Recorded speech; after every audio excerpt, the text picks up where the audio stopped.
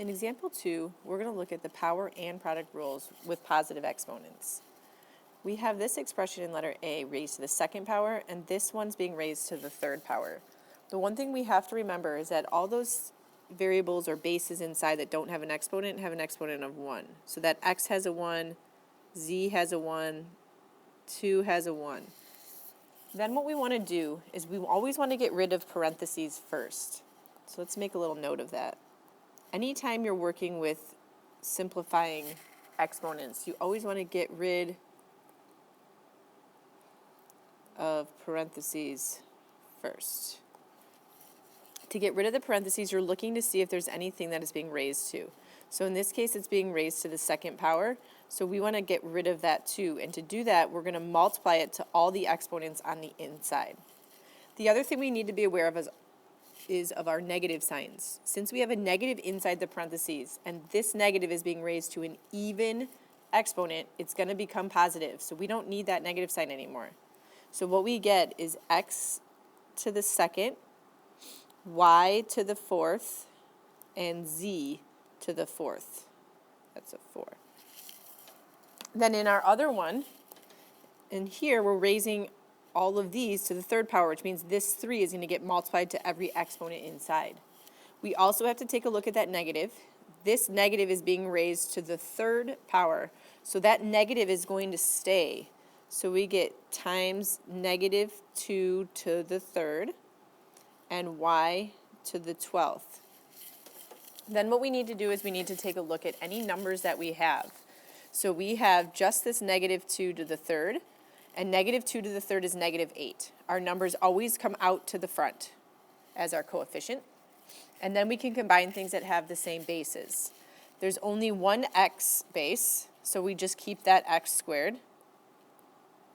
Then if we take a look at our y's, we have a base of y here, which is y to the 4th, and another base of y here, which is y to the 12th. So we can add up these. So 4 plus 12 will give us y to the 16th. And then we look for our z's. We have a z to the 4th, and that's it. So let's go ahead and just, oh, I'm sorry, that should not be a 4. That should be a 2. So let's change that. It was 2 times 1. This should be a 2. So we get z to the second. And there's our final answer. If we take a look at letter B, we have this expression here in parentheses. It's not being raised to anything, which means it's being raised to the first power. And then this set of parentheses is being raised to the 4th power. So there's nothing we need to do here. We can just get rid of those parentheses since it's just raised to the first power. And we can rewrite this as negative x to the 1/4, y to the 3rd, times z to the 1/3. And then our second set of parentheses here, all these exponents need to be raised to the 4th, remembering that that y does have an exponent of 1 to start with. Since our negative number in here is being raised to an even power of 4, that's going to become positive, so we don't have it anymore. So x to the 3rd raised to the 4th will become x to the 12th. And then y to the 1st to the 4th, we multiply 1 times 4, gives us y to the 4th. And then z to the 3/4, 3/4 times 4 is just 3. So this becomes z to the 3rd.